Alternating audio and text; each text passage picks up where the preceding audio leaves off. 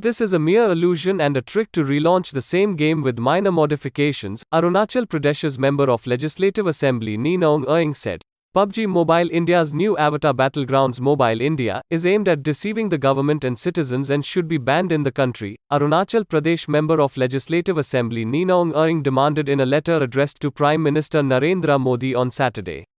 He alleged that by launching the new game, its developer Krafton was sidestepping Indian laws.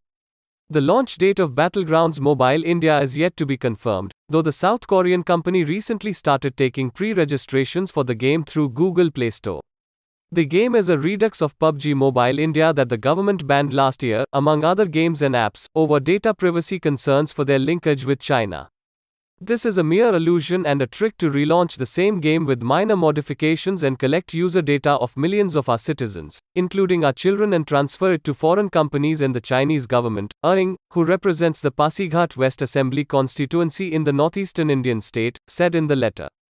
He also posted a copy of his 3-page letter on Twitter, which was initially reported by IGN India. Following the PUBG Mobile ban by the government in September last year, Krafton took away the publishing and distribution rights from China's Tencent Games for the game in India, though the company is still the publisher and distributor for the game in other countries. Erring, however, said that almost all of Krafton's Indian employees, including its senior management team, were former Tencent employees, who were miraculously all hired by Krafton in December and are working on Battlegrounds Mobile India. He mentioned that the URL of the game's listing on Google Play Store also recently hinted that it was a relaunch of PUBG Mobile India. The MLA also alleged that Nod1 Gaming, the company that recently received an investment from Krafton, had extensive ongoing ties with Tencent. Citing news reports, he also said that Nod1 offered its services in Pakistan and had a local team there. Krafton has very close ties with Tencent and is now also an investor in Nod1, which works very closely with Tencent, he stated. The MLA stated that the points defined by him bring a definite conclusion that Battlegrounds Mobile India is simply a relaunch of PUBG Mobile. The gameplay features and other aspects will be the same, he said. Krafton has also added maps from PUBG in the relaunched game, and the weapons will also be the same with just new names. Erring believes that the renamed game is Tencent's indirect way of entering India and capturing data of Indian citizens.